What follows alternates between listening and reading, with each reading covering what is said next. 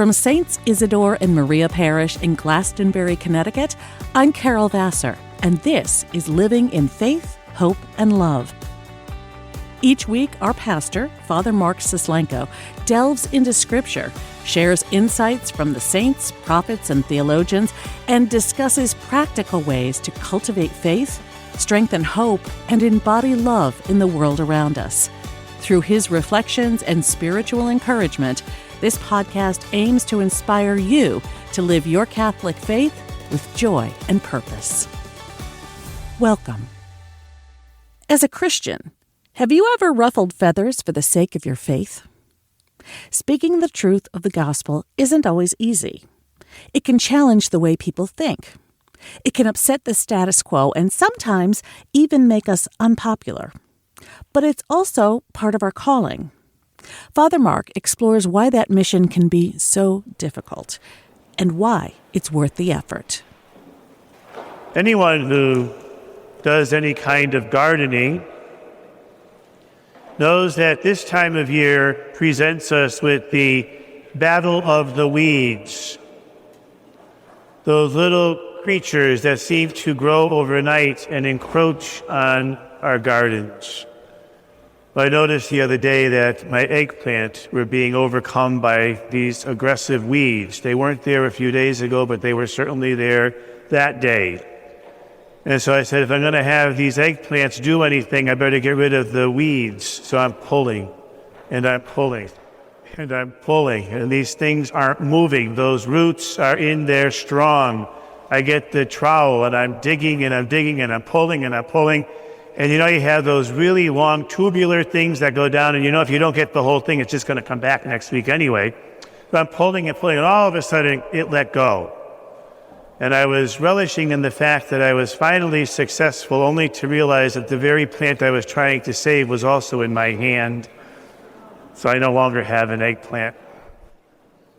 That's another story. Remember how hard it was to get rid of those weeds. St. Oscar Romero says that the mission of the church is hard. The mission of the church is hard. And he says the mission of the church is hard because its primary task is to uproot sins. To uproot sins. And we know how much weeds can have a grip on the soil and they don't want to release. You can imagine how hard it is to uproot sin. Now, sins can be very generally described as those things that turn us away from God, that pull us away from God, that dim the presence of the divine image within us, that take us off our proper axes of truth. We spoke the other day about the need for universal truth. But if there are no universal truths and everybody's creating their own as they go along, well then the idea of sin goes away too because the benchmarks are gone. And so it's important to understand sin as those things that pull us away from God, turn us away from God's kingdom, and diminish the divine image. The church's mission is to uproot those things that do that. And he says the church's mission is to uproot sin from several different places. One is from history. The other is from the political order. The other is from the economy. And the other is from wherever they exist.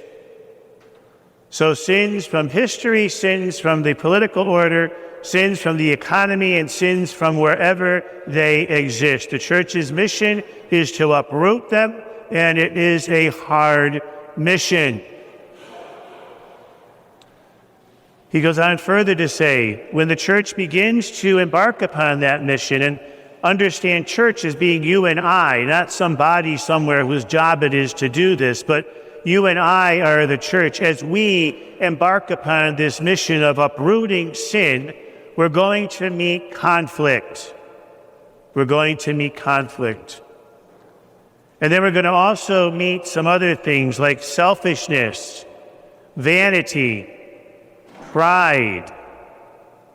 And many people who want to take those very sins, those things that turn us away from God, and enthrone them into other gods that are then worshipped and adored.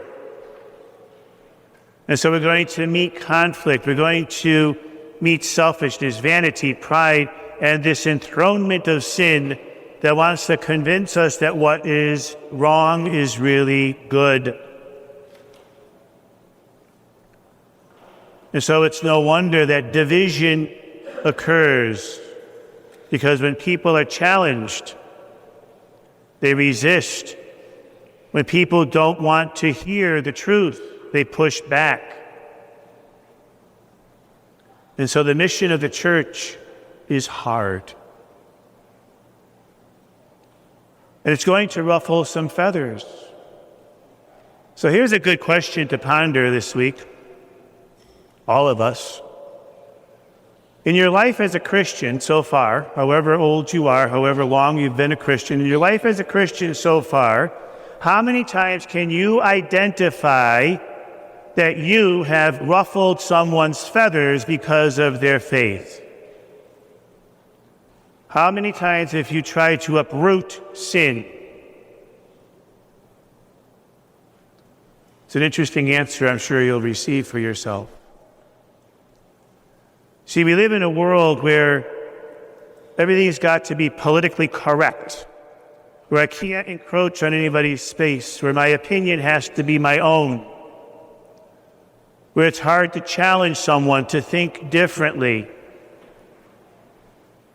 In fact, it goes so far that more and more we're hearing that if you're a person of faith, do your faith thing in your building. We don't want to hear about it in the public square. The voice isn't welcome out there. If you want to be a person of faith, you do your thing and then leave it when you leave those doors. And so being a voice is difficult because it doesn't want to be heard.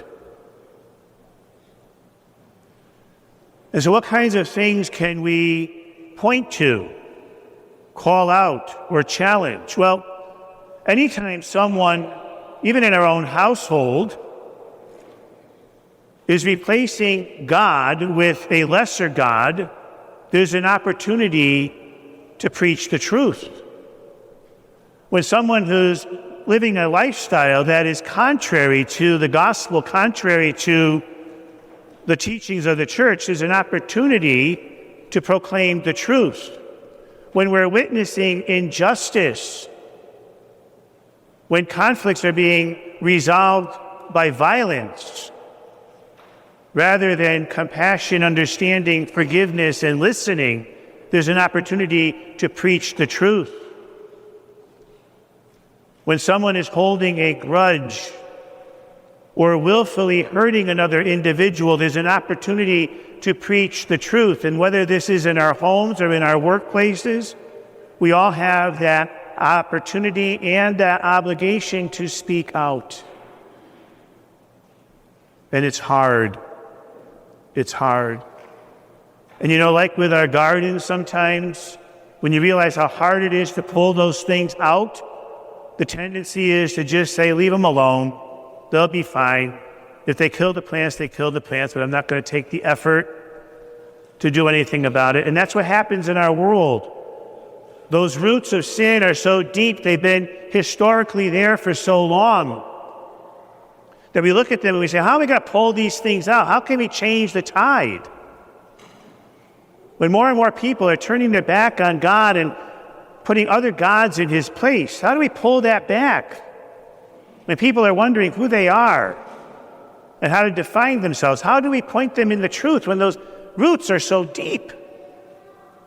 And so a tendency is to not embark upon the struggle and just ignore it and go about the business of our lives and keep our eyes closed and our lips sealed. It's a lot easier to do that. or to crumble under our fear of being afraid to speak out because somebody might not like me, somebody might criticize me, somebody may object to what I have to say, so I just be quiet. So when the church begins to uproot sin, it suffers. And our Savior Jesus Christ is the prime example of that. All he did was point to the sin of society, what was wrong, what was hurtful, and it sent him to the cross. And so when the church begins to proclaim the truth, when the church begins to point to sin, when the church begins to uproot that sin, it suffers. And so therefore all of us suffer because the mission of the church is hard. You know, I'm sure, like myself, we've all at one point or another in our lives had a sore. Maybe we broke our wrist, maybe we broke a bone, maybe there was a laceration of some kind, but something that really hurt. And we knew that we had to go get medical help for this, and that in that process of getting help, someone would have to touch that sore. And we were dreading that moment when that occurs because we know how much pain we're in, and we don't want somebody to touch that sore. And so we almost twitch, and we're anxious, and the blood pressure goes up because we know at some point that person is going to come in and do that. And then when that moment comes, we kind of resist.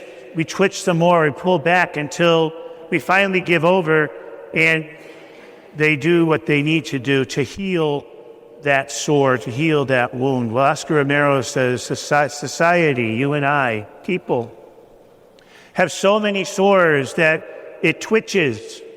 We twitch because we don't want anyone to touch that.